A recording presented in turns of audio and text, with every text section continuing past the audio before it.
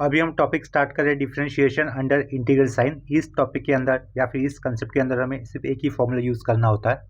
वो फॉर्मूला देखो इस तरीके से होगा। हमें यहाँ पर क्या लिखना होगा, D I upon D alpha लिखना होगा। ठीक है, अल्फ़ा यहाँ पर एक पैरामीटर होगा, is equal to integral sign, integral limit होंगे ए से लेकर बी।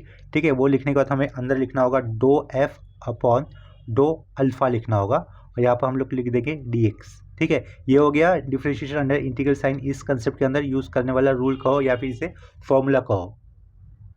यहाँ पर मैं साइड में रूल लिख लेता हूँ स्टार मार्क देके। ठीक है, और आगे हम लोग इसी कंसेप्ट के ऊपर कुछ प्रॉब्लम्स करेंगे। अभी देखो यहाँ पर फर्स्ट क्वेश्चन लिख दिया है, उसके पहले ऊपर लिखा हुआ है प्रॉब्लम्स ऑन वन पैरामीटर। ये पैरामीटर क्या होता है, देखो मोस्टली हमें इंटीग्रल को या फिर कोई भी फंक्शन को एक्स वेरिएबल में आया हुआ दिखता है। क्या कहा, फंक्शन हमें या फिर इक्वेशन हमें हमेशा एक्स वेरिएबल में आया हुआ दिखता है। लेकिन एक्स वेरिएबल में बने हुए फंक्शन के साथ अगर कोई एक हाथ कॉन्स्टेंट आपको दिखता है, एक ही कॉन्स्टेंट की बात कर रहा हूँ मैं, तो उसे कहा जाएगा वन पैरामीटर। ठीक है, अगर एक्स वेरिएबल से बने हुए फंक्शन के अंदर या फिर इक्वेशन के अंदर हमें दो तरीके के कॉन्स्टेंट दिखते हैं, सपोज ए एंड बी, तो उसे कहा जाएगा टू पैरामीटर। तो फिलहाल हम लोग डी के प्रॉब्लम्स कर रहे हैं ऑन वन पैरामीटर। देखो नीचे क्वेश्चन में क्या दिया हुआ है आपको, प्रूव दैट, मैंने जैसे उसे शॉर्ट फॉर्म में लिखा है पीटी। क्वेश्चन है इंटीग्रल 0 से 1, ऊपर लिखा हुआ है न्यूमरेटर में x to the power alpha minus 1 upon में लॉग एक्स डी एक्स। ठीक है, ये इक्वल टू के लेफ्ट साइड में जितना भी दिख रहा है आपको इंटीग्रल, वो एक्स वेरिएबल से बना हुआ एक्चुअल में फंक्शन है। ठीक है, जिसमें यहाँ पर एक्स इस वेरिएबल के पावर में क्या आया हुआ दिख रहा है आपको, अल्फा। तो अल्फा को यहाँ पे क्या कहा जाएगा, पैरामीटर कहा जाएगा। और ये अल्फा बीटा इस तरीके से आता है ना वो, लेकिन सिर्फ अल्फा होने के कारण इसे क्या कह रहे हैं हम लोग, वन पैरामीटर का प्रॉब्लम कह रहे हैं। ठीक है, ये हमें क्या शो दैट करना है या फिर क्या प्रूव दैट करना है, is equal to log of bracket के अंदर 1 plus alpha bracket close comma where alpha is greater than equal to 0, ये गिवन है। ठीक है, एंड उसी के आगे हमें क्या बोला गया है, हेंस इवेल्युएट इंटीग्रल 0 से लेकर 1 x to the power 7 minus 1 upon log x d x. ठीक है, यानी कि इवेल्यूशन वाले पार्ट में हमें क्या लेना होगा, अल्फा की वैल्यू कितनी लेनी है, 7 लेनी है। ठीक है, तो देखो क्वेश्चन बहुत सिंपल है, ये सिर्फ आपको ये फॉर्मूला यूज़ करना है। ये डो का मतलब क्या होता है, पार्शियल डेरिवेटिव होता है। क्या कहा मैंने, इस डो का मतलब होता है पार्शियल डेरिवेटिव, जिसको आपने सीखा होगा सेमेस्टर 1 में। पार्शियल डिफरेंशिएशन एक पूरा टॉपिक था। ठीक है, उसके अंदर ये वाला ऑपरेटर कई बार यूज़ किया गया है। तो ये डो का मतलब होता है पार्शियल डेरिवेटिव। ठीक है, तो इस क्वेश्चन को आंसर करके हम लोग शुरुआत करते हैं। यहाँ से इस एरो से मैं क्वेश्चन को आंसर करने के लिए शुरुआत करूँगा। देखो ये इंटीग्रल है, इंटीग्रल होने के कारण हम लोग यहाँ पर आई लिखेंगे। ठीक है, लेकिन ये इस इंटीग्रल के अंदर पैरामीटर कौन सा दिख रहा है आपको, अल्फा। तो इसके कारण मैं इस आई इंटीग्रल के साथ में ब्रैकेट में अल्फा लिख दूंगा। ठीक है, यहाँ पर मैंने ये इंटीग्रल वाला पार्ट लिख दिया है, उसके इक्वल टू मैं क्या लिख दूंगा, लेफ्ट साइड में दिया हुआ क्वेश्चन लिख दूंगा। वो है अपना इंटीग्रल 0 से लेकर 1 x to the power alpha minus 1 upon में क्या लिखेंगे हम लोग, लॉग एक्स लिख देंगे, और साइड में क्या आएगा अपना डी एक्स आएगा। ठीक है, ये इक्वल टू के लेफ्ट वाला पार्ट अपना हो गया। इस इंटीग्रल को हमें सॉल्व करना है, सॉल्व करके क्या प्रूव दैट करना है, लॉग ऑफ 1 प्लस अल्फा, इस तरीके से हमें ये प्रूव दैट करना है। ठीक है, इसके आगे हम लोग डी यू एस का रूल यूज़ करेंगे। देखो ये जो ऊपर लिखा हुआ है ना, दिख रहा है ना आपको, d I upon d alpha equal to integration a से बी डो एफ अपॉन डो अल्फा डी एक्स, इसे कहा जाता है रूल। मतलब इसे मैं डी यू एस का रूल बोल रहा हूँ स्पेसिफिकली। ठीक है, तो हम लोग यहाँ पर लिख देंगे by D U I S rule. ये ऐसा शॉर्ट फॉर्म में लिखा तो भी चलेगा। ठीक है, उसके कोई मार्क्स नहीं कटने वाले शॉर्ट फॉर्म में लिखने के कारण।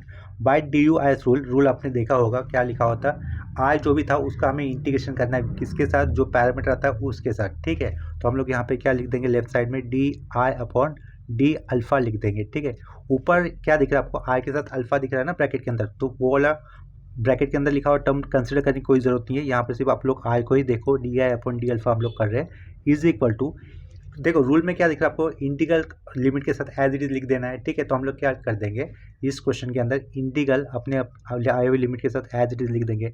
ठीक है, देखो जो भी फंक्शन है उस फंक्शन का हमें क्या करना है, हमें डिफरेंशिएशन करना है, पार्शियल डिफरेंशिएशन करना है। ये डो का सिंबल दिखने के कारण इसको कोई कोई डेबा कहता है, कोई डेल कहता है, तो इसको मैं डो रीड कर रहा हूँ। ठीक है, ये जो सिंबल दिख रहा है ना आपको, इसको मैं डो रीड कर रहा हूँ। कोई कोई प्रोफेसर लोग इसको डेबा या फिर डेल भी रीड करते हैं। ठीक है, डो का मतलब, सबका मतलब एक ही होता है, पार्शियल डेरिवेटिव्स। ठीक है, तो जो भी फंक्शन होगा अंदर का इंटीग्रेशन के आगे लिखा हो, जो भी फंक्शन होगा उसका हमें पार्शियल डेरिवेटिव्स करना है with respect to what, alpha. यानी कि जो भी पैरामीटर आता है, जिस नाम का पैरामीटर आता है उसके साथ हमें डिफरेंशिएशन करना है। कभी कभी ये ए हो सकता है, बी हो सकता है, या फिर डेल्टा हो सकता है, उस तरीके से। ठीक है, इस केस में क्वेश्चन के अंदर अल्फा दिख रहा है, तो हमें इस अल्फा के साथ क्या करना है, पार्शियल डेरिवेटिव्स करना है। ठीक है, यानी कि यही अल्फा अपना क्या होगा, अभी वेरिएबल होगा। यहाँ पे देखो ऊपर क्या दिख रहा है हमें, डो एफ बाय डो अल्फा दिख रहा है, यानी कि alpha is the only variable. Partial differentiation में जो साथ में होता है ना नीचे में, वही वेरिएबल होता है, उसके अलावा जो भी होगा वो कांस्टेंट होगा। ठीक है, इसका मतलब यहाँ पर ये एक्स क्या है, कांस्टेंट है, लॉग एक्स क्या है, कांस्टेंट है, और ये ऊपर क्या लिखा हुआ है x to the power alpha minus one, ये पूरा एक यूनिट है। क्यों? क्योंकि x to the power alpha minus one किया जा रहा है, x to the power alpha minus one होने के कारण ये पूरा इकट्ठा बना हुआ ये एक यूनिट है, ठीक है। और अपॉन में लॉग एक्स सेपरेट है, तो हमें क्या करना होगा, पार्शियल डिराइव्ड करते वक्त जो भी अल्फा होगा वहीं पर हमें डिफ्रेंशिएशन करना है, जहाँ पर अल्फा नहीं है उसका डिराइवेटिव नहीं करना है। तो हम लोग क्या करेंगे, इस क्वेश्चन के अंदर हमें वन अपॉन लॉग एक्स का डिराइवेटिव नहीं करना है, उसको साइड में खींच लेना है कांस्टेंट होने के कारण। तो हम लोग यहाँ पर वन अपॉन लॉग एक्स को साइड में लिख देंगे, ठीक है। ये डॉट लगा दिया, डॉट लगा देने के बाद यहाँ पर अभी मुझे किसका डिराइवेटिव करना है, ये न्यूमरेटर वाले पार्ट का डिराइवेटिव करना है, ठीक है। One upon log x side में कर दिया, अभी हम लोग डिराइवेटिव करेंगे ऊपर वाले पार्ट का, that is x to the power alpha minus one का। किसके साथ डिफ्रेंशिएशन किया जा रहा है, अल्फा के रिस्पेक्ट में, और यहाँ पर एक्स कौन है, कांस्टेंट है, ठीक है। तो आपको ए टू द पावर एक्स का फॉर्मूला याद होना चाहिए, ए टू द पावर एक्स का डेरिवेटिव क्या होता है वो, ठीक है। देखो डेरिवेटिव्स के अंदर हम लोगों ने ऐसा भी फॉर्मूला देखा था क्लास 11th या फिर 12th में, जब भी आप लोग डेरिवेटिव सीखे होंगे। ए टू द पावर एक्स का डेरिवेटिव क्या होता है, ये डी बाई डी एक्स लिखा। ए टू द पावर एक्स का डेरिवेटिव क्या होता है, यहाँ पर वेरिएबल कौन है, एक्स है। एक्स नीचे देखो एक्स लिखा है ना डी एक्स में, यहाँ पर वेरिएबल एक्स है, इसका मतलब ए कौन हो गया, कॉन्स्टेंट हो गया। तो इसका डेरिवेटिव क्या होता है, a to the power x dot log a लिखा जाता है, ठीक है। ये फॉर्मूला याद आया होगा ऐसा लिखने के बाद। तो यहाँ पर इस वाले केस पे देखो इधर अल्फा, अल्फा किसकी जगह पे आ रहा है, एक्स की जगह पे, क्योंकि अल्फा को हम लोग वेरिएबल ले रहे हैं। क्यों? ठीक है, यहाँ पे D I do f by डो अल्फा लिखा है, इसके कारण अल्फा इज द वेरिएबल। तो एक्स क्या हो गया आपका, कांस्टेंट हो गया, यानी कि एक्स इसके बराबर हो रहा है, ए के बराबर हो रहा है। तो इसका डेरिवेटिव क्या हो जाएगा, a to the power x log है। तो यहाँ पर x to the power alpha का डेरिवेटिव यहाँ पे क्या लिखना होगा, x to the power alpha का डेरिवेटिव हम लोग क्या लिखेंगे, पहले तो ये इटसेल्फ आएगा, x to the power alpha आएगा, साइड में क्या लिखना होगा हमें, लॉग एक्स लिखना होगा, ठीक है। जैसे यहाँ पर लिखा है लॉग ए लिखा है, यहाँ पर ए कांस्टेंट है, यहाँ पर तो एक्स कांस्टेंट है, ठीक है। Alpha is the only variable, और एक x to the power alpha का डेरिवेटिव कर दिया, माइनस वन का डेरिवेटिव कितना होगा, जीरो। तो माइनस वन का डेरिवेटिव जीरो, तो वो जीरो हमें लिखना ही नहीं है, आगे का ये वाला part d x as it is लिख देंगे, ठीक है। इसके बाद यहाँ से कैंसिल किया हो रहा है लॉग एक्स, और ये साइड में लिखा हुआ लॉग एक्स कैंसिल हो रहा है, तो उसे हम लोग कैंसिल कर देंगे, ठीक है। ऐसे कैंसिल करके बताने की कोई ज़रूरत नहीं है, डायरेक्टली वो कैंसिल हो रहा है तो उसे मत लिखो, जो बचा हुआ पार्ट रहेगा उसे ही लिख देना। वो क्या है, x to the power alpha है, साइड में क्या होगा, डी एक्स, ठीक है। देखो हम लोगों ने क्या किया, पहले क्वेश्चन लिखा, क्वेश्चन के पीछे मैंने आई लगाया, आई के अंदर कौन सा पैरामीटर था उसके साथ वो मेंशन किया इक्वल टू दिया हुआ क्वेश्चन। इसके बाद हम लोगों ने इमीडिएटली डी यू एस का रूल अप्लाई किया, रूल आपके सामने ऊपर ही दिख रहा है आपको, देखो ये, ठीक है। जो भी आई इंटीग्रल है उसका हमें आए हुए पैरामीटर के साथ डिफ्रेंशिएशन करना है, लेफ्ट साइड में D I by D alpha लिखकर इज इक्वल टू इंटीग्रल का लिमिट एज इट इज लिखो, जो फंक्शन होगा फंक्शन के अंदर सिर्फ जो पैरामीटर होता है उसका ही हमें पार्शियल डिराइव करना है, बाकी के टर्म्स एज ए कांस्टेंट हमें लिखने होते हैं। तो वो मैंने यहाँ पर लिख दिए थे, ठीक है, ठीक है। तो उसके आगे देखो यहाँ पर लिख दिए थे, और जो अल्फा वाला टर्म था उसका हम लोगों ने डिराइवेटिव कर दिया। तो यहाँ से लॉग एक्स कैंसिल हो रहा है, लॉग एक्स कैंसिल करने के बाद बचा हुआ टर्म था वो हमने लिखा। इसके बाद जो बचा हुआ पार्ट था उसको हम लोग नॉर्मल इंटीग्रेशन करेंगे, ठीक है। जैसे नॉर्मली इंटीग्रेशन किया जाता है वैसे इंटीग्रेशन होगा। यहाँ पर x is the variable with respect to d x दिख रहा है, मतलब ये एक्स इज द वेरिएबल, ठीक है। यहाँ पे देखो फॉर्मूले में विथ रेस्पेक्ट टू डो एफ दिख रहा है, यानी कि अल्फा वेरिएबल था पार्शियल डिराइव करने के लिए ये वाले केस में, ये वाले केस में, ठीक है। तो इसको थोड़ा सा और ऊपर कर देता हूँ। अभी हमें नॉर्मल इंटीग्रेशन करना है, x to the power n का इंटीग्रेशन क्या होता है, देखो हम साइड में फॉर्मूला लिख देता हूँ इस वर्टिकल लाइन के पीछे, integral x to the power n d x, उसका फॉर्मूला क्या होगा इंटीग्रेशन का, x to the power n plus one upon n plus one, ठीक है। तो यहाँ पर ये एन की जगह पर यहाँ पे क्या दिख रहा है क्वेश्चन के अंदर अल्फा, तो उसका इंटीग्रेशन क्या लिखा जाएगा, x to the power alpha plus one upon में अल्फा प्लस वन, ठीक है। ये इंटीग्रेशन कर दिया हम लोगों ने, लेकिन ये डेफिनेट इंटीग्रल है क्योंकि हमें इंटीग्रेशन के साथ लिमिट भी दिख रही है इसके कारण, तो यहाँ पर लिमिट लिखेंगे 0 से लेकर 1। इसके बाद क्या किया जाएगा, with respect to d x था, तो इसके बाद हम लोग क्या करेंगे, ये जो 1 है अपर लिमिट है, ये जो 0 है वो लोअर लिमिट है, ये अपर लिमिट माइनस हमें लोअर लिमिट कहाँ पे पुट करना है, एक्स की वैल्यू पे। तो एक्स की जगह पे क्या आएगा 1, 1 टू द पावर कुछ भी करो वैल्यू कितनी होती है 1, तो यहाँ पर मैं डायरेक्टली लिख लेता हूँ 1 अपॉन नीचे वाला पार्ट अल्फा प्लस 1, ठीक है। ये मैंने अपर लिमिट लिख दिया, उसके बाद माइनस देना पड़ता है, माइनस के बाद ब्रैकेट देना पड़ता है। अभी इस एक्स की जगह पे क्या आने वाला है, lower limit which is 0, 0 to the power anything, value क्या होगी 0 होगी, ठीक है। तो हम लोग यहाँ पर 0 अपन एनीथिंग क्या होता है 0 ही होता है, तो मैं सिंपली यहाँ पर 0 लिख दूंगा, यहाँ पर ब्रैकेट क्लोज, ठीक है। तो यहाँ से ये क्या बन रहा है 1 अपॉन अल्फा प्लस 1 बन रहा है, ठीक है। इतना समझा आपको। और लेफ्ट साइड में क्या लिखा हुआ था हमने, D I by D alpha लिखा हुआ था। इस नेक्स्ट स्टेप पे अभी हम लोग क्या करेंगे, राइट साइड में अल्फा से बना हुआ हमें फंक्शन दिख रहा है, लेफ्ट साइड में D I by D alpha दिख रहा है। तो हम लोग क्या करेंगे, ये अल्फा से बना हुआ जो भी फंक्शन है उसके साथ डी अल्फा लेके आएंगे, ठीक है। तो लेफ्ट साइड में क्या बचेगा, सिर्फ डी आई बचेगा इक्वल टू राइट साइड में क्या होगा 1/α+1 होगा, इधर क्या लिखूंगा मैं डॉट देके डी अल्फा लिख दूंगा, ठीक है। नेक्स्ट स्टेप में मुझे करना है IBS यानी कि इंटीग्रेटिंग बोथ साइड। देखो यहाँ पर मैंने वो लाइन लिख दिया है इंटीग्रेटिंग बोथ साइड, तो इंटीग्रेटिंग बोथ साइड होने के कारण यहाँ पर इंटीग्रेशन का साइन आएगा, यहाँ पर DI होगा इक्वल टू इंटीग्रल साइन 1/α+1 लिखा और यहाँ पे क्या था डी अल्फा था, ठीक है। आगे का पार्ट मैं यहीं पे कर देता हूँ साइड में, इस बॉक्स में कर देता हूँ इसके आगे का पार्ट, ठीक है। ये क्या दिख रहा है आपको integration DI is equal to integral 1/α+1 d alpha दिख रहा है, ठीक है।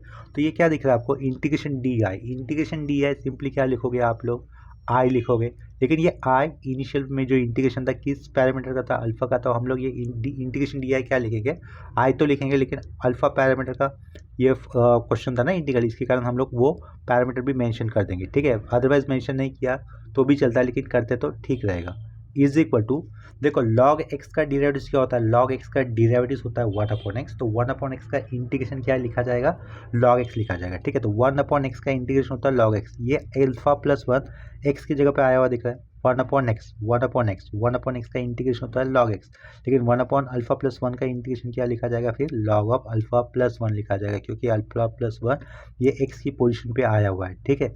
log x का डेरिवेटिव होता है 1/x, तो 1/x का इंटीग्रेशन होगा log x, ये α+1 x की जगह पे आया हुआ है जब मैं कहता हूँ 1/x, तो ठीक है। तो इसके कारण इसका इंटीग्रेशन क्या लिखेंगे हम लोग log ऑफ α+1 लिखेंगे, ठीक है। ये log ऑफ α+1 लिखा, आगे ब्रैकेट क्लोज और आगे +c लिखना ही होता है इंटीग्रेशन का कांस्टेंट, ठीक है। नेक्स्ट स्टेप में हमें क्या करना है, ये जो कांस्टेंट c लिखा है उसकी वैल्यू निकालनी है। जब भी आप वन पैरामीटर का प्रॉब्लम कर रहे हैं कांस्टेंट की वैल्यू निकालनी है, उस केस में हमेशा जो भी वन पैरामीटर होता है, यहाँ पे अल्फा लिया हुआ था, उसकी वैल्यू आप लोग हमेशा 0 लिखा करो। मोस्ट ऑफ द केस में वो 0 ही लेनी होती है, ठीक है। पुट अल्फा इक्वल टू कितना रखा हमने 0 लिखा, तो ऊपर वाले केस में अगर हम लोग यहाँ पे अल्फा की इसको मैं नंबर 1 से भी रिप्रेजेंट कर लेता हूँ, ठीक है। चलो इसको मैं नंबर 2 से रिप्रेजेंट कर लेता हूँ, इस 1 किसको रिप्रेजेंट कर लेता हूँ, ये जो यहाँ से क्वेश्चन लिखा था ना आई एफ अल्फा, उसको मैं नंबर 1 दे देता हूँ, ठीक है। तो यहाँ पे क्या लिखा पुट अल्फा इक्वल टू 0, इसके अंदर हम लोग इस 2 के अंदर रख रहे हैं, तो ऊपर क्या किया जाएगा ये आई ऑफ 0 होगा, ठीक है, इक्वल टू अल्फा की वैल्यू 0 है, 0 + 1 1, log 1 कितना होता है 0 होता है, वो डायरेक्ट लिख लेता हूँ +c, ठीक है। इतना समझा आपको। पुट अल्फा इक्वल टू 0 इन ये 2 लिखा, जहाँ पर c +c दिया है ना उसको मैंने 2 लिखा था, ये इक्वेशन है 2। Put alpha equal to 0 in 2, तो उसके बाद हमें इस तरीके की आइडेंटिटी मिली, अल्फा की जगह पे 0 है, आई ऑफ 0 इक्वल टू 0 + 1 1, log 1 0 होता है, वो डायरेक्टली लिखा +c आगे का सिंस लिखा मैंने, since I of 0 equal to कितना आएगा 0 आएगा। ये क्या लिखूंगा मैं यहाँ पर फ्रॉम 1, देखो यहाँ पर जो इक्वेशन 1 मैंने बाद में नंबर किया था ना, ये था आई ऑफ अल्फा की जगह पे हमने कितना लिया था 0 लिया था, x to the power 0, anything raise to the power 0 कितना होता है 1 होता है, x टू द पावर 0 कितना होगा 1, 1 - 1 0। अगर 0 के साइड में अगर कुछ भी लगा दे तो वैल्यू क्या हो जाएगी 0 हो जाएगी। इसका मतलब आई ऑफ 0 कितना और दे रहा है, राइट साइड में 0 दे रहा है फ्रॉम 1, वही लिखा मैंने यहाँ पर आई ऑफ 0 इक्वल टू 0 फ्रॉम 1।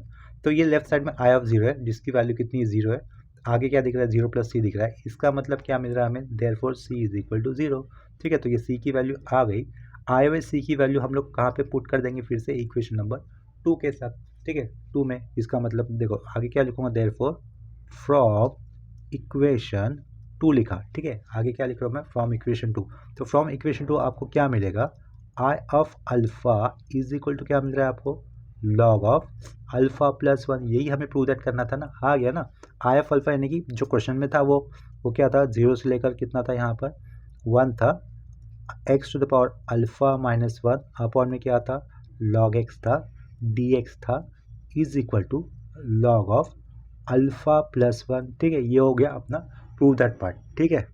इसी क्वेश्चन के अंदर हमें कुछ डिड्यूस दैट वाला भी पार्ट पूछा हुआ था, या ठीक कि कुछ आगे थोड़ा सा एक्सटेंडेड पार्ट पूछा था, हेंस इवैल्यूएट वाला इंटीग्रल 0 से लेकर 1 x to the power 7 - 1 upon log x dx, ठीक है। इसकी वैल्यू कितनी होगी ये भी हमें पूछा हुआ है, तो उसे कैसे करेंगे देखो लास्ट में ये आइडेंटिटी हमें तो मिली हुई है क्या इंटीग्रल 0 से लेकर 1 x to the power alpha -1 upon log x dx is equal to log of α+1, ठीक है। इसे हम लोग नंबर कर देंगे 3, तो इसे मैं ऐसा हल्के से ये डॉटेड देकर नंबर कर देता हूँ 3, यहाँ पर जगह कम है इसलिए मैंने ऐसा नीचे डॉटेड देकर साइड में नंबर 3 लिखा हुआ है।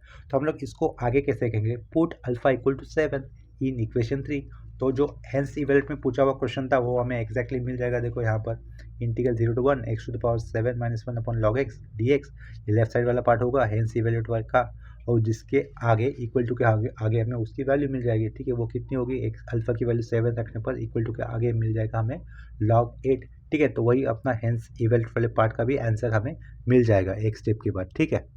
यहाँ पे देखो हमने लिखा हुआ है, ये जो लास्ट आइडेंटिटी मिली है इक्वल टू का लेफ्ट साइड इक्वल टू का राइट साइड डॉट डॉट देखे उसे क्या रिप्रेजेंट किया है, नंबर 3 से रिप्रेजेंट किया है ये जो 3 लिखा हुआ है यहाँ पर। तो उसके आगे क्या लिखूंगा मैं, put alpha equal to 7 in equation 3। Equation जब मैं 3 कह रहा हूँ उसमें LHS RHS दोनों वाला पार्ट कंसिडर किए हुए हैं, ठीक है। तो यहाँ पर लेफ्ट साइड में क्या होगा, इंटीग्रल 0 से लेकर 1 होगा, x⁻7 - 1 अपॉन log x लिखेंगे, यहाँ पर क्या आएगा dx आएगा, इज इक्वल टू क्या लिखूंगा मैं यहाँ पर log 7 + 1 bracket close is equal to log 8, ठीक है। ये अपना फाइनल आंसर जिसे मैंने अंडरलाइन कर दिया, ठीक है। इसके बाद सेम कंसेप्ट के ऊपर और एक क्वेश्चन कर लेते हैं। देखो यहाँ पर नेक्स्ट क्वेश्चन में क्या दिया हुआ है, प्रूव दैट इंटीग्रल 0 से लेकर infinity e⁻−ax dot sine mx upon x dx is equal to, क्या प्रूव दैट करना है, ये हमें LHS में दिया हुआ integral tan inverse of bracket m upon a। यहाँ पर मेंशन किया हुआ है कि पैरामीटर कौन सा है, m है या फिर a, दोनों ने मेंशन किया हुआ है a इज पैरामीटर, ठीक है। ये सिंगल पैरामीटर का प्रॉब्लम है, यहाँ पर m को भी आप लोग कांस्टेंट होने के कारण पैरामीटर बोल सकते हो, लेकिन m पैरामीटर नहीं है क्योंकि वो क्लियरली उन्होंने अपने से ही मेंशन किया हुआ है, इसका मतलब ये सिंगल पैरामीटर का ही प्रॉब्लम है, ठीक है। आगे पूछा हुआ है हेंस इवैल्यूएट इंटीग्रल 0 से लेकर infinity e⁻−x dot sine mx upon x dot dx, ठीक है। ये हमें पूछा है आगे। यहाँ पर हेंस इवैल्यूएट वाले पार्ट में ये m नहीं लिखा हुआ है, वो मैंने गलती से लिख दिया यहाँ पर, तो ये m आप कंसिडर मत करो, इसे मैं कैंसिल कर देता हूँ, ठीक है। ये m नहीं है, समझ लेना, साइन एक्स ही था, साइन एक्स अपॉन एक्स, ठीक है। या फिर मैं इसको पूरा ही कैंसिल कर देता हूँ, पूरा कैंसिल कर देता हूँ, ठीक से लिख लेता हूँ। फिर हेंस इवैल्यूएट क्या रहेगा आपके पास, इंटीग्रल 0 से लेकर इन्फिनिटी होगा e⁻−x sign x upon x dx है, ठीक है। गलती से मैंने x के साइड में m लिखा था, वो नहीं था अपने क्वेश्चन के अंदर। देखो यहाँ पर इस क्वेश्चन को आंसर के लिए शुरुआत करते हैं, तो इस क्वेश्चन को आंसर करने के लिए ये वाले एरो से शुरुआत करूंगा। क्वेश्चन में क्लियरली मेंशन किया हुआ है कि कौन सा पैरामीटर है, तो हम लोगों को यहाँ पर लेफ्ट साइड में दिए हुए इंटीग्रल को किस तरीके से लिखना होगा, आई इंटीग्रल होने के कारण ये आई लिखा, लेकिन किस पैरामीटर का है, ए का है, तो ये आई ऑफ ए लिखा इक्वल टू इंटीग्रल 0 से लेकर इन्फिनिटी दिया हुआ क्वेश्चन हमें लिखना है इस बार e⁻−ax लिखा, साइड में क्या लिखूंगा मैं, साइन mx अपॉन एक्स लिखना है, उसके साइड में क्या आएगा dx आएगा, ठीक है। इसके आगे हमें क्या लिखना होगा, बाय DU/IS रूल हमें अब रूल अप्लाई कर देना है, तो यहाँ पे मैं लिख देता हूँ बाय DU/IS रूल, ठीक है। तो DU/IS रूल क्या होता है, अगर वो भी हम लोग मेंशन कर देते तो कोई प्रॉब्लम नहीं है। तो DU/IS का रूल मैं यहाँ पे साइड में दिखा देता हूँ, वो क्या था, DI/D अल्फ़ा, इस तरीके का हमने पैरामीटर लिखा था, ठीक है। फॉर्मूले में इंटीग्रल a से लेकर b लिखा था, यहाँ पे क्या लिखा था, डो f अपॉन डो अल्फ़ा लिखा था, और यहाँ पर dx लिखा हुआ था, ठीक है। ये था अपना रूल जो कि हमें अभी यहाँ पर अप्लाई करना है ये वाले क्वेश्चन के अंदर, ठीक है। तो ये डिफ्रेंशिएशन किया जा रहा है आई इस इंटीग्रल का विथ रिस्पेक्ट टू ए इस पैरामीटर के साथ, तो यहाँ पे क्या लिखूंगा मैं, डी आई अपॉन डी ए लिखूंगा इज इक्वल टू आएगा, आई के ब्रैकेट आई के साथ ब्रैकेट में ए दिख रहा है तो वो उसको यहाँ पर दिखाने की कोई ज़रूरत नहीं है, ठीक है। तो आई इंटीग्रल का डिफ्रेंशिएशन किया जाए विथ रिस्पेक्ट टू पैरामीटर है, तो डी आई अपॉन डी ए लिखा हमने ये लेफ्ट साइड के पार्ट के लिए, इज इक्वल टू इंटीग्रल वाला पार्ट हमें एज इट लिखना है हमें लिमिट्स के साथ, तो इंटीग्रल 0 से लेकर इन्फिनिटी हम लोग यहाँ पर एज इट लिख देंगे, रूल के अंदर दिया हुआ है। अभी इंटीग्रल छोड़कर, और ये लास्ट वाला dx वाला पार्ट भी फिर से आएगा लास्ट में, ठीक है। वो छोड़कर जो भी आपको ये दिख रहा है ना अंडरलाइन किया हुआ पार्ट, वो है आपका फंक्शन, क्या कह रहा हूँ मैं, यहाँ आपका है फंक्शन। इस फंक्शन के अंदर आपको डिफ्रेंशिएशन करना है किसका, सिर्फ अल्फ़ा के साथ, क्या किसके साथ डिफ्रेंशिएशन करना है, सिर्फ अल्फ़ा जहाँ पर आता है उसके साथ, लेकिन ये फॉर्मूले की बात है। यहाँ पर अल्फ़ा इज़ नॉट पैरामीटर, यहाँ पर पैरामीटर कौन है, ए इज़ द पैरामीटर, ठीक है। तो आप लोग क्या करोगे, जहाँ पर भी ए दिख रहा है वही आपका वेरिएबल है, क्या कह रहा हूँ मैं, जहाँ पर भी ए दिख रहा है वही आपका वेरिएबल है, उसी का डिफ्रेंशिएशन किया जाएगा ए के साथ, ठीक है। तो कांस्टेंट कौन बनेगा, साइन mx अपॉन एक्स, ये कांस्टेंट बनेगा, तो उसको हम लोग पहले यहाँ पर साइड लिख लेते हैं, साइन mx अपॉन एक्स ये कांस्टेंट बनेगा, तो उसको पहले मैंने साइड में लिख दिया, ये लगा दिया डॉट। e⁻−x का किया जाएगा डी रेड्यूस, तो एक्सपोनेंशियल फंक्शन है उसका डी रेड्यूस कैसे होता है, इट सेल्फ होता है, ठीक है। वो मैं लिख देता हूँ, एक्सपोनेंशियल फंक्शन का डी रेड्यूस इट सेल्फ होता है, तो e⁻−ax का पहले तो डी रेड्यूस क्या आएगा, e⁻−ax आएगा, ये रिफिल थोड़ा सा खराब हुआ है, ax, ठीक है। ये ax लिखा, इसके बाद ये डॉट देकर हमें क्या करना होगा, जो e की पावर में आया हुआ दिख रहा है ना जो भी टर्म, उसका हमें डिफ्रेंशिएशन करना होगा विथ रिस्पेक्ट टू a के साथ, ठीक है। इसका मतलब ए इज़ द वेरिएबल, ए का डेरिवेटिव क्या होगा, 1 होगा, तो क्या बचेगा कांस्टेंट में माइनस एक्स बचेगा। ठीक है, अगर एक्स के साथ डिफ्रेंशिएशन किया जाता है, क्या कह रहा हूँ मैं, अगर एक्स के साथ डिफ्रेंशिएशन या फिर डेरिवेटिव किया जाता है तो हम लोग क्या कहते हैं, एक्स का डेरिवेटिव 1 कहते हैं ना, एक्स के साथ किया जाता है तो। ठीक है, लेकिन यहाँ पर हम लोग डेरिवेटिव कर रहे हैं ए के साथ, तो इसके कारण हम लोग e to the power minus a x का पावर में जो भी आया उसका डेरिवेटिव करते वक्त, ए के साथ डेरिवेटिव करते वक्त ए का डेरिवेटिव 1 लूंगा, बचा हुआ पार्ट क्या है माइनस एक्स, वही लिखा। इसके आगे हमें क्या लिखना है, इस क्वेश्चन के अंदर ये लास्ट में जो डी एक्स दिख रहा है ना, वो उसे लिख देना होगा। ठीक है, ये हो गया अपना लिखकर। यहाँ पर हम लोगों ने क्या किया, ये साइड में लिखा हुआ डी यू एस का रूल अप्लाई किया हुआ है। ठीक है, तो ये अपॉन का एक्स था, ये अपॉन का एक्स और ये एक्स कैंसिल हो जाएगा। ठीक है, ये एक्स एक्स कैंसिल, तो कैंसिल किया हुआ नहीं दिखाना है, नहीं दिखाया तो भी चलेगा। और ये जो माइनस साइन है उस माइनस साइन को हम लोग कहाँ पे लिख लेंगे, इंटीग्रेशन के आगे। ठीक है, तो ये इक्वल टू लिखा, माइनस साइन इंटीग्रेशन के आगे लिखा, ये जीरो से लेकर इन्फिनिटी। पहले ये e to the power minus x को भी मैं शुरुआत में लिख लेता हूँ, साइड में क्या लिखा, ये साइन एम एक्स लिखा और यहाँ पर कर दिया डी एक्स। ठीक है, इस टाइप का जो भी इंटीग्रेशन आपको दिख रहा है ना अभी लास्ट स्टेप में, इसका स्टैंडर्ड फॉर्मूला होता है। ठीक है, क्लास 12 में आप लोगों ने इसको सीखा हुआ है, जिसके टेक्स्ट बुक के अंदर स्टैंडर्ड फॉर्मूले दिए हुए हैं। ठीक है, तो उसको डायरेक्टली हम लोग यहाँ पे अप्लाई कर देंगे। ये माइनस लिखा, इसका इंटीग्रेशन का स्टैंडर्ड फॉर्मूला मैं डायरेक्टली अप्लाई कर रहा हूँ, तो ये इंटीग्रेशन हो रहा है, तो यहाँ पे मैंने क्या लगा दिया, स्क्वायर ब्रैकेट। ठीक है, तो देखो इसका फॉर्मूला किस तरीके से आएगा वो मैं साइड में लिख लेता हूँ, यहाँ पे साइड में लिख दूंगा। ये देखो, ये वर्टिकल वाले साइड में लिख लेता हूँ। इंटीग्रल अगर आपके पास है e to the power a x, और यहाँ पे क्या लिखा मैंने, साइन बी एक्स लिखा, और यहाँ पे लगा दिया डी एक्स। ठीक है, इज इक्वल टू क्या लिखा हुआ है, integral e to the power a x dot sine b x d x. ये रिफिल नया डालने के कारण बहुत ही फेंट आ रहा है स्क्रीन के अंदर। पहला देखो, पहला रिफिल अच्छा चल रहा था, डार्क था, ये न्यू रिफिल डाला है तो उसके कारण ये थोड़ा सा फेंट दिख रहा है। ठीक है, कोई बात नहीं, स्क्रीन पर तो दिख रहा है, आई होप सो। उसके आगे देखो ये क्या दिख रहा है आपको, integral e to the power a x dot sine b x d x is equal to, इसका डायरेक्ट स्टैंडर्ड फॉर्मूला क्या होता है, e to the power a x लिखो आप, अपॉन में क्या करो, a square plus b square करो, फिर एक ब्रैकेट डालो, ए लिखो, ए के बाद ये साइन दिख रहा है तो साइन दिखने के कारण ये फिर से साइन बी एक्स लिखो, उसके बाद माइनस डालो, फिर बी लिखो, फिर क्या लिखो, कॉस बी एक्स लिखो और ब्रैकेट डालो। ठीक है, ये हो गया इंटीग्रल। इंटीग्रल तो लास्ट में क्या बनता है, सी एक्स तो बनता है, इनडिफिनिट इंटीग्रल है तो। ठीक है, यही इंटीग्रल हम लोग यहाँ पर अप्लाई करने वाले हैं। ठीक है, तो ए की जगह पे यहाँ पे क्या दिख रहा है आपको, माइनस ए दिख रहा है, कोई बात नहीं, e to the power minus a x लिख देंगे। और नीचे क्या करोगे आप लोग, a square plus b square, a की जगह पे क्या आया हुआ दिख रहा है, माइनस ए, माइनस ए का स्क्वायर क्या होगा, प्लस ए स्क्वायर ही होगा, तो प्लस ए स्क्वायर। और बी की जगह पे क्या आया हुआ दिख रहा है आपको, एम, तो यहाँ पे क्या लिखा जाएगा, एम स्क्वायर लिखा जाएगा। ठीक है, ब्रैकेट, ब्रैकेट के अंदर पहली शुरुआत किससे करोगे, ए से, ए की जगह पे क्या है माइनस ए, तो यहाँ पे क्या लिखोगे, माइनस ए लिखोगे। साइन बी एक्स, तो यहाँ पे क्या लिख देंगे हम लोग, फॉर्मूले के हिसाब से साइन एम एक्स लिख देंगे। ठीक है, आगे साइन क्या आता है, माइनस आता है, माइनस साइन लगा दिया। बी की वैल्यू, बी की जगह पे क्या आया हुआ दिख रहा है आपको, एम, तो ये एम लगा दिया। साइड में क्या होगा, कॉस बी एक्स, फॉर्मूले से कॉस बी एक्स आएगा, लेकिन यहाँ पर क्या लिखूंगा मैं, कॉस एम एक्स लिखना होगा। ठीक है, यहाँ पे कॉस एम एक्स लिख दूंगा, ब्रैकेट क्लोज। ये स्क्वायर ब्रैकेट यहाँ से स्टार्ट किया था, ये थोड़ा सा टेढ़ा होने के कारण स्क्वायर ब्रैकेट को मैं थोड़ा सा नीचे लगा देता हूँ। ठीक है, ये स्क्वायर ब्रैकेट मैंने यहाँ पर क्लोज कर दिया। फॉर्मूला, फॉर्मूला मैंने यहाँ पर ये जो सर्कल कर देता हूँ, देखो ये जो सर्कल कर दिया, इस सर्कल पे मैंने फॉर्मूला आपको मेंशन किया हुआ है। फॉर्मूला याद रखो, ये क्लास 12 का फॉर्मूला है। ठीक है, आगे चलकर फूरियर सीरीज आएगा सेम थर्ड में, तो वहाँ पर भी ये फॉर्मूले कभी कभार यूज़ होते हैं। ठीक है, लास्ट में ये क्लोजिंग स्क्वायर ब्रैकेट लगा दिया, वहाँ पे हम लोग क्या लिख देंगे, लिमिट भी लिख देंगे, ये जीरो लोअर लिमिट और ये इन्फिनिटी अपर लिमिट। ठीक है, इतना करने के बाद हमें आप नेक्स्ट स्टेप में क्या करना होगा, upper limit minus lower limit apply कर देना है। इज इक्वल टू देने के बाद ये माइनस साइन के बाद एक पहला opening bracket, opening square bracket के बाद अब पहले हम लोग अपर लिमिट लिखेंगे। ठीक है, अपर लिमिट देखो विथ रिस्पेक्ट टू क्या था, डी एक्स था, तो एक्स की जगह पर ही हमें अपर लिमिट लेके जाना है।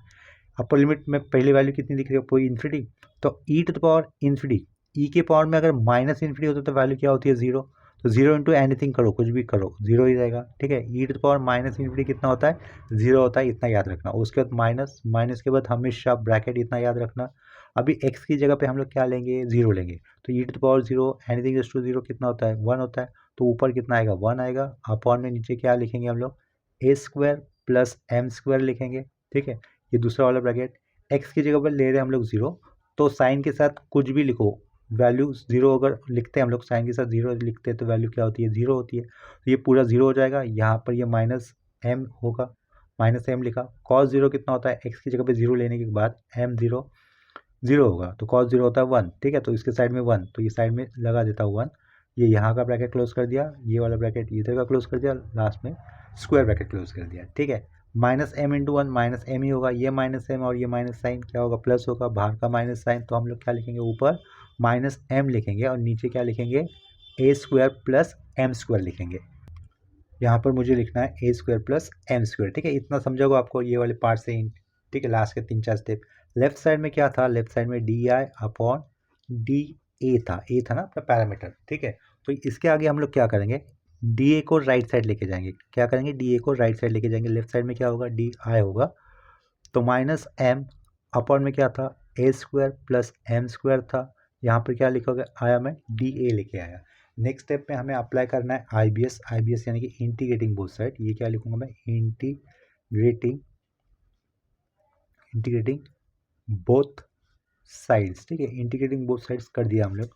यहाँ पर क्या आएगा, integration d I is equal to a is the variable. यहाँ पे देखो विथ रेस्पेक्ट टू क्या दिख रहा है आपको, ए दिख रहा है, यानी कि ए इज द वेरिएबल। तो ये माइनस एम क्या हो गया, कांस्टेंट।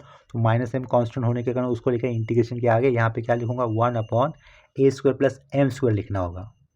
1 अपॉन ए स्क्वायर प्लस एम स्क्वायर लिखा, यहाँ पे क्या लिखूंगा मैं, डी ए लिखूंगा, ठीक है। नेक्स्ट स्टेप में अभी हमें इंटीग्रेशन कर देना है, तो यह इंटीग्रेशन लेफ्ट साइड में क्या होगा, इंटीग्रेशन डी आई होगा, लेकिन पैरामीटर क्या था, ए था, तो यहाँ पर आई ऑफ ए लिखा इक्वल टू माइनस एम, तो कांस्टेंट है। इसका इंटीग्रेशन क्या होगा, इंटीग्रल 1 अपॉन ए स्क्वायर एम स्क्वायर का, देखो उसका इंटीग्रेशन आएगा 1 अपॉन एम होगा, ठीक है। साइड में क्या आएगा, tan inverse of a upon m होगा, क्या होगा, ए अपॉन एम। और यहाँ पर ये क्लोजिंग स्क्वायर ब्रैकेट, यहाँ पर ये opening square bracket. Integral limit कितने थे, इंटीग्रल लिमिट कुछ थे क्या, यहाँ पर नहीं थे, तो यहाँ पर इंटीग्रल लिमिट कुछ आएगा भी नहीं। देखो इस इंटीग्रल में इंटीग्रल लिमिट कुछ था ही नहीं ना, तो यहाँ पर हमें कोई इंटीग्रल लिमिट देने की कोई ज़रूरत नहीं है, ठीक है। इसके आगे लगा देंगे हम लोग प्लस सी, ठीक है। ये कौन सा फॉर्मूला यूज़ किया, देखो ये जो अंडरलाइन किया हुआ इंटीग्रेशन है, वहाँ पे कौन सा फॉर्मूला यूज़ किया हम लोगों ने नीचे वाले स्टेप में, वो फॉर्मूला मैं यहाँ पे मेंशन कर देता हूँ। फॉर्मूला इस तरीके से होगा, इंटीग्रल 1 अपॉन x square plus a square d x. देखो इस स्टैंडर्ड फॉर्मूले में हम लोगों ने क्लास 12 में वो इसी तरीके से किया है, कॉन्स्टेंट ए था और वेरिएबल एक्स था। इंटीग्रल 1 अपॉन x square plus a square d x, तो इसका फॉर्मूला क्या बनता है, राइट साइड में 1 अपॉन ए tan इनवर्स एक्स अपॉन ए होता है, ठीक है, प्लस सी होता है। तो ये जो सर्कल किया हुआ फॉर्मूला है, मैंने सर्कल के अंदर लिखा हुआ, वो आपने कहाँ पे यूज़ किया, ये जो अंडरलाइन किया हुआ इंटीग्रल है वहाँ पर। डी ए, यहाँ पर ए मतलब a is the variable, m is the constant. देखो यहाँ पर जो शुरुआत में हमने क्वेश्चन लिखा था ना, आई ऑफ ए, उसे हम लोग नंबर कर देते 1 से, ठीक है। इधर ही ये नंबर 1 से रिप्रेजेंट कर लिया। लास्ट स्टेप दिख रहा है आपको, ये I of A is equal to minus m, और ये एम, ये वो एम कैंसिल हो जाएगा, तो उसे हम लोग कैंसिल करने के बाद जो बचता है उसको लिख लेते हैं, I of A is equal to, ये माइनस साइन होगा, ठीक है, tan इनवर्स ऑफ क्या रहेगा साइड में, ए अपॉन एम रहेगा, और ये साइड में प्लस सी आया वो हमें लिखना होगा, ठीक है। इसे हम नंबर 2 से रिप्रेजेंट कर लेते हैं, तो इसको मैंने नंबर 2 से रिप्रेजेंट कर लिया, ठीक है। सी की वैल्यू निकालने के लिए, जैसे कि पहले मैंने बताया था कि जो भी पैरामीटर होता है उसकी वैल्यू हम लोग हमेशा 0 लिखा करेंगे। यहाँ पे क्या लिखा, put a is equal to कितना लिखा, 0 लिखा। तो ए की वैल्यू 0 होने पर tan इनवर्स ऑफ 0 हो जाएगा, tan इनवर्स 0 0 होता है, तो ये इक्वल टू के आगे 0 प्लस सी रहेगा, ठीक है। तो ये क्या लिखा, 0 plus c, a is equal to 0 in 2 लिख दिया, ठीक है, इन 2। लेफ्ट साइड में क्या होगा, आई ऑफ 0 होगा, ए की वैल्यू 0 है ना, ये ए की वैल्यू 0, तो लेफ्ट साइड में क्या होगा, आई ऑफ 0 होगा, ठीक है। ये क्या लिखा मैंने, फ्रॉम इक्वेशन 1, ठीक है। फ्रॉम इक्वेशन 1, देखो इक्वेशन 1 के अंदर हम लोगों ने क्या लिया है, ए की वैल्यू 0 ली है, तो ये क्या हो गया, आई ऑफ 0, ए की वैल्यू 0 है, एनीथिंग रेज टू 0 होता है कितना है, 1 होता है, ठीक है। ये क्या रहेगा फिर आपके पास, 0 to infinity, integral 0 to infinity sine m x upon x d x, इतना ही बचेगा, लेकिन उसकी वैल्यू हमें दी हुई है कितनी, 0 से लेकर infinity, sine m x upon x d x is equal to what, π/2, ठीक है। तो फ्रॉम 1 हम लोग क्या लिख सकते हैं, फ्रॉम इक्वेशन 1 यहाँ पे हम लोग क्या लिख सकते हैं, आई ऑफ 0 की वैल्यू हम लोग क्या लिखेंगे, कितनी मिल रही है हमें, π/2 मिल रही है, ठीक है। तो इसका मतलब सी का वैल्यू कितना हो जाएगा, π/2, ठीक है।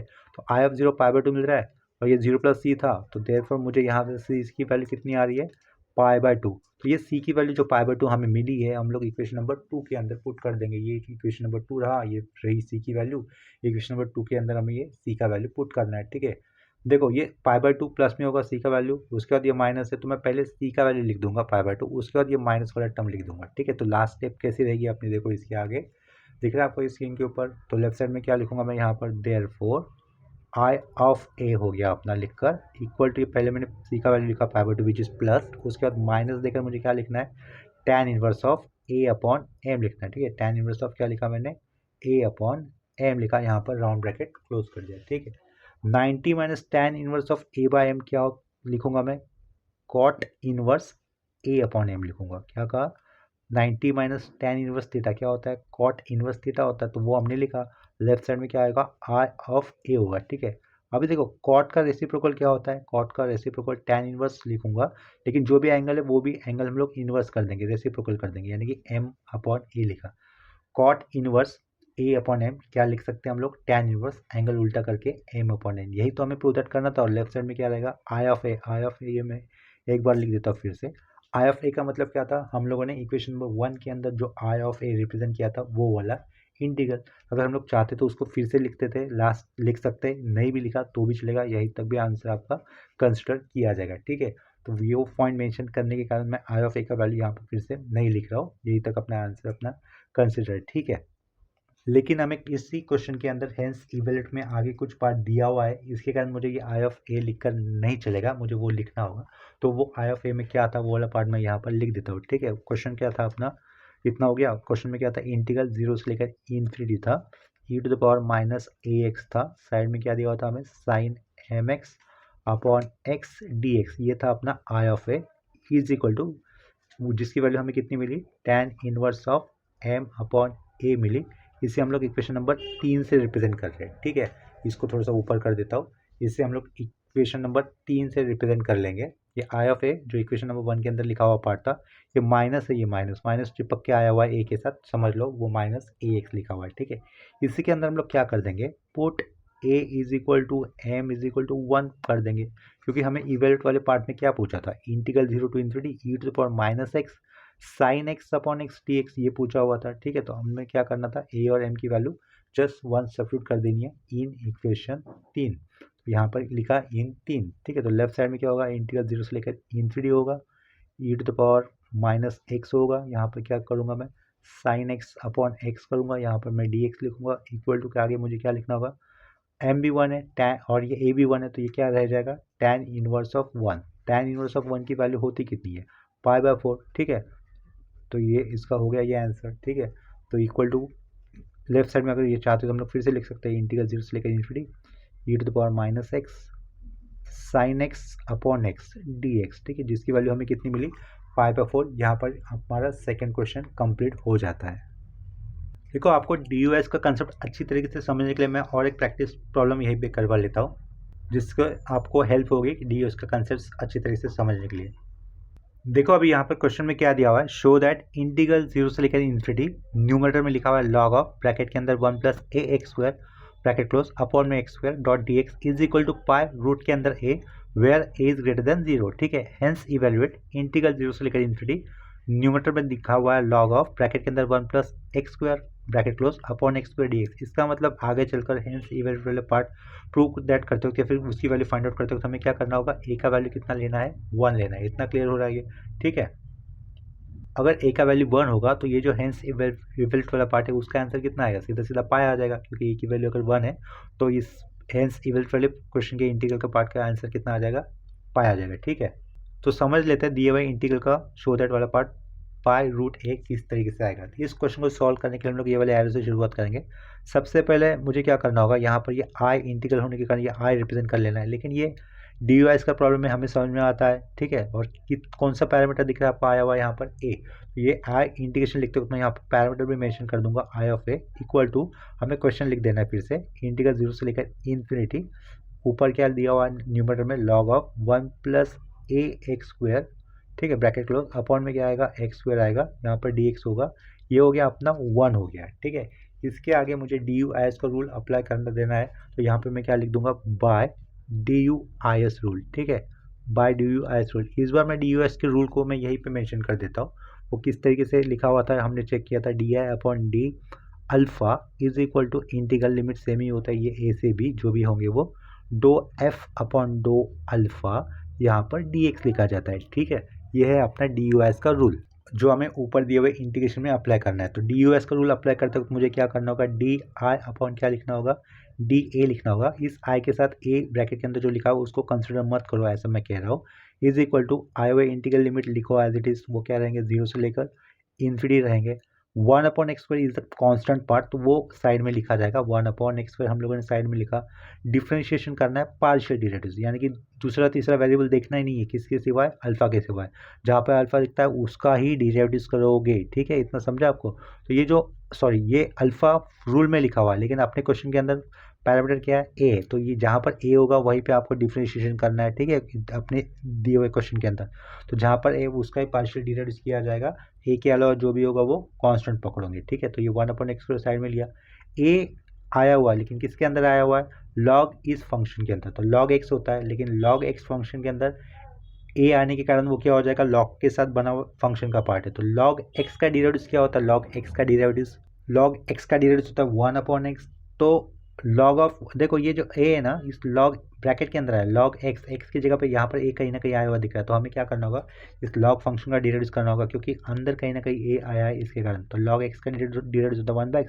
तो लॉग ऑफ 1 + ax² का डेरिवेटिव्स क्या लिखा जाएगा, 1/1 ब्रैकेट के अंदर ही 1 + ax² लिखा जाएगा, यहाँ पर राउंड ब्रैकेट क्लोज, ठीक है। इसके बाद ये जो ब्रैकेट है, इस ब्रैकेट का डेरिवेटिव्स किया जाएगा विथ रेस्पेक्ट टू ए के साथ, ठीक है।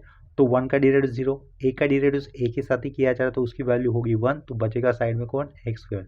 ये साइड का x² लिखा, उसके आगे क्या लिखा, dx लिख दिया, ठीक है। इसके बाद यहाँ से ये x² और ये x² कैंसिल हो रहा है, तो क्या दिख रहा है आपको, 0 से लेकर इन्फिनिटी क्या रहेगा, 1/1 + ax² बचेगा। साइड में क्या लिखोगे, dx लिखोगे, ठीक है। तो देखो, जब भी हम लोगों ने पहले क्वेश्चन लिख दिया, क्वेश्चन लिखने के बाद डेरिवेटिव जब हम लोग ds का रूल अप्लाई करते हैं, तो जो भी फंक्शन होता है उसके अंदर जो भी पैरामीटर होता है उसका एक पार्शियल डेरिवेटिव करते हैं, बाकी का फंक्शन एज इट इज लिख देते हैं, जो कि यहाँ पे किया। इसके बाद कैंसिल टर्म, मतलब कॉमन टर्म जो भी ये कैंसिल होते हैं उसको कैंसिल करो, जो बचता है उसका हमें नॉर्मल इंटीग्रेशन करना होता है। इसका मतलब लास्ट स्टेप में जो भी लिखा है उसका क्या किया जाएगा, राइट साइड में नॉर्मल इंटीग्रेशन किया जाएगा, ठीक है।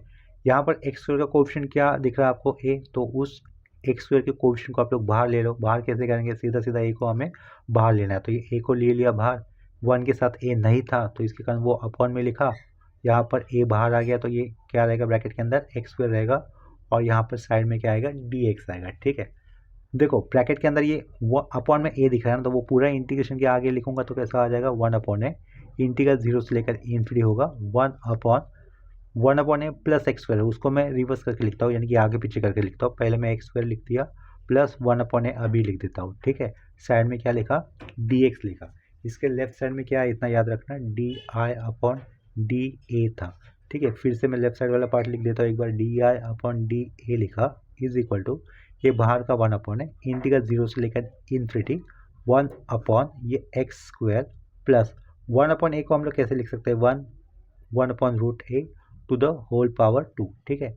इसका मतलब क्या होगा, सेम ही तो है, 1/x² प्लस 1/√a का होल स्क्वायर, मतलब तो वही होगा, स्क्वायर करने के बाद 1/a ही आएगा, ठीक है। ये जो इंटीग्रेशन मैंने अंडरलाइन किया है वो एक स्टैंडर्ड फॉर्मूला के साथ मैच होगा। कौन सा स्टैंडर्ड फॉर्मूला, वो फॉर्मूला लिख लेता हूँ, 1/, इससे पहले जो यूज़ किया था ना हम लोगों ने सेम ही है, integral 1/x² plus a² dx is equal to, formula क्या होता है, 1/a tan inverse of x/a होता है, ठीक है। tan इनवर्स ऑफ x/a होता है, लास्ट में प्लस ही देना होता है। ये फॉर्मूला हम लोग ऊपर जो इंटीग्रेशन पे मैंने अंडरलाइन किया है वहाँ पर अप्लाई हमें करना होगा। इस a की जगह पे ऊपर क्या आया हुआ दिख रहा है, 1/√a, समझे, और ये x की जगह पे x ही वेरिएबल है, तो इक्वल टू के आगे हमें क्या लिखना है, 1/a, ये शुरुआत का 1/a, ये जो स्टार्टिंग वाला डॉट 1/, ये 1/√a, ठीक है, ये समझे फॉर्मूला का 1/a दिख रहा है ना फॉर्मूला में, लेकिन इस a की जगह पे हमारे पास क्या आया हुआ है, 1/√a, तो ये 1/√a लिखा हमने, डॉट tan इनवर्स लिखकर हमें क्या लिखना होगा, देखो tan इनवर्स यहाँ पे क्या लिखेंगे हम लोग, x/a की वैल्यू, a की वैल्यू कितनी है फॉर्मूले के हिसाब से, 1/√a, ठीक है। ये कर दिया हम लोगों ने, यहाँ पे प्लस सी देने की कोई ज़रूरत नहीं है, हम लोग इंटीग्रल सेपरेट करने वाले हैं, और प्लस सी वैसे आ भी नहीं सकता क्योंकि यहाँ पर डेफिनेट इंटीग्रल में लिमिट मतलब प्लस ही नहीं देते। यहाँ पर क्लोजिंग ब्रैकेट लगाते हैं, यहाँ पर ये ओपनिंग ब्रैकेट होगा, ये तो कांस्टेंट है ना, यहाँ पर एक्स था ही नहीं, विथ रेस्पेक्ट टू dx के साथ हम लोग इंटीग्रेट कर रहे थे, तो पहले वाले पार्ट में एक्स था ही नहीं, इसके कारण यहाँ पर ओपनिंग ब्रैकेट नहीं लगाया, ठीक है। यहाँ पर हम लोगों ने ब्रैकेट लगाने के बाद लोअर लिमिट लिखना है 0, और अपर लिमिट लिखना है आपको कितना, a लिखना है।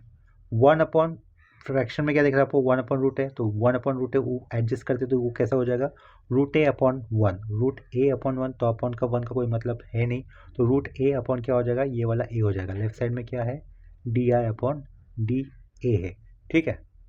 नेक्स्ट पे अभी ध्यान दो, देखो ये जैसे कि बताया था, ये रूट ए ऊपर चला जाएगा, नीचे क्या आएगा, ए आएगा, ठीक है। यहाँ पर क्या है, tan इनवर्स लिखने के बाद ये कैसा हो जाएगा, एक्स रूट ए हो जाएगा, अपॉन का 1 कोई लिखने की जरूरत है नहीं, 0 से लेकर इन्फिनिटी। लेफ्ट साइड में क्या है, डी आई अपॉन डी ए है, यहाँ पर होगा इक्वल टू, ठीक है। ये फिर से लिखा हमने, डी आई अपॉन डी ए लिखा, इज इक्वल टू कर दिया, ठीक है। आगे देखो, रूट ए अपॉन ए कितना हो जाएगा, 1 अपॉन रूट ए हो जाएगा।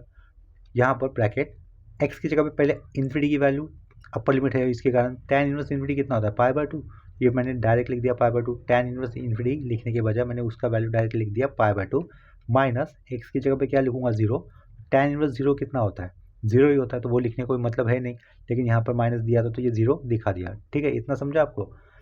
इसके आगे हम लोग क्या लिखेंगे, d I upon d a is equal to क्या लिखना है मुझे, पाई अपॉन 2 रूट ए लिखना है। इतना समझा आपको। तो राइट साइड में क्या दिख रहा है आपको, पाई अपॉन 2 रूट ए दिख रहा है, तो इसके साथ हम लोग किसको लेके जाएंगे, डी ए को लेके जाएंगे। लेफ्ट साइड में क्या रहेगा, सिर्फ डी आई रहेगा, पाई अपॉन 2 रूट ए लिखा, यहाँ पे क्या लिखा, डी ए लिखा, ठीक है।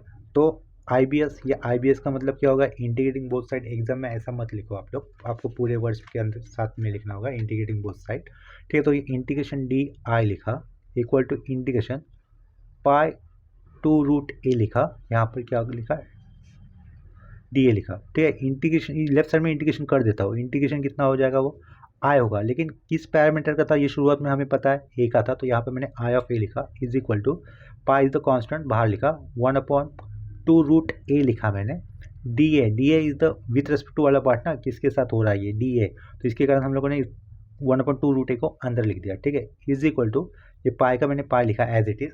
अभी याद करो, रूट एक्स का डेरिवेटिव क्या होता है, रूट एक्स का डेरिवेटिव होता है 1 अपॉन 2 रूट एक्स। क्या कहा, रूट एक्स का डेरिवेटिव आएगा आपके पास 1 अपॉन 2 रूट एक्स के साइड में मैं रफ में देखा था, वो रूट एक्स का d by d x of root x क्या होगा, 1 अपॉन 2 रूट एक्स। तो 1 अपॉन 2 रूट एक्स का इंटीग्रेशन क्या बताओगे, रूट एक्स बताओगे ना।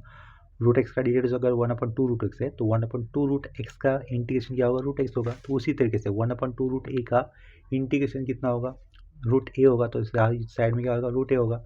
इंटीग्रेशन कर दिया हमने, तो यहाँ पे क्या करोगे, प्लस सी करोगे, लेफ्ट साइड में क्या आएगा, आई ऑफ ए, तो ये आई ऑफ ए हमने फिर से लिखा, ठीक है। तो इसके बाद क्या करना है हमें, put a is equal to अभी 0 कर देना है, इन इसे नंबर 2 से रिप्रेजेंट कर लेते हैं, ए इज इक्वल 0 इन 2 कर रहा हूँ, ठीक है। तो यहाँ पर राइट साइड में क्या होगा, 0 प्लस सी, लेफ्ट साइड में क्या होगा, ये आई ऑफ 0 होगा, ठीक है। ये क्या लिखा मैंने, सीन्स लिखा, आई ऑफ 0 इक्वल टू 0 मिल रहा है मुझे, ठीक है। इसके आगे मैं लिखूंगा फ्रॉम 1। देखो 1 वाला इक्वेशन हमारे पास पीछे लिखा हुआ था ना, जिसके अंदर देखो यहाँ पर क्या लिखा हुआ है, ये 1 ना, ए की वैल्यू हमने 0 रखी, ए की वैल्यू 0 हो गई, तो ये क्या बना, log 1 बना। log 1 की वैल्यू होती है 0, 0 के आगे पीछे कुछ भी रखो वैल्यू क्या हो जाएगी, 0। इसका मतलब आई ऑफ 0 कितना बन रहा है, 0 बन रहा है फ्रॉम 1, वही यहाँ पर हम लोगों ने अभी अभी मेंशन किया हुआ है, ठीक है। तो आई ऑफ 0 कितना है, 0, तो ये आई ऑफ 0 0 है, 0 प्लस सी, देयरफॉर यहाँ से हमें क्या पता चल रहा है, सी की वैल्यू कितनी है, 0। अगर सी की वैल्यू 0 है तो ये फ्रॉम 2 हम लोग क्या लिख सकते हैं, I of A is equal to pi root A. C की वैल्यू नहीं आएगी ना अभी, सी की वैल्यू 0 है, इसके कारण देयरफॉर, तो यहाँ पे क्या लिखूंगा, I of A is equal to क्या कर लिखना है मुझे, पाई रूट ए लिखना है। इतना समझा। और आई ऑफ ए की वैल्यू फ्रॉम 1 जो आ रही है वही लिख दो, वो कितनी होगी, इंटीग्रल 0 से लेकर इन्फिनिटी, ऊपर क्या लिखा हुआ था, log of 1 plus a x square upon में एक्स स्क्वायर डी एक्स, जिसकी वैल्यू क्या प्रोजेक्ट करनी थी हमें, पाई रूट है। इतना वाला पार्ट अपना हो गया, ठीक है। इससे ही हम लोग इक्वेशन नंबर 3 से रिप्रेजेंट कर लेंगे, तो ये हो गया अपना equation number 3। Now put what a is equal to 1 in 3। अगर इक्वेशन नंबर 3 के अंदर हम लोग ए की वैल्यू 1 पुट करेंगे तो हमें हेंस इवैल्यूएट वाले पार्ट में जो पूछा था उसका भी आंसर मिल जाएगा, ठीक है। तो देयरफॉर लेफ्ट साइड में क्या लिखूंगा, इंटीग्रल 0 से लेकर इन्फिनिटी लॉग ब्रैकेट 1 प्लस ए का वैल्यू 1 होने के कारण यहाँ पर आगे क्या आएगा, only plus x square upon में ये एक्स स्क्वायर, यहाँ पर आएगा d x is equal to only pi. ये है अपना फाइनल आंसर, ठीक है।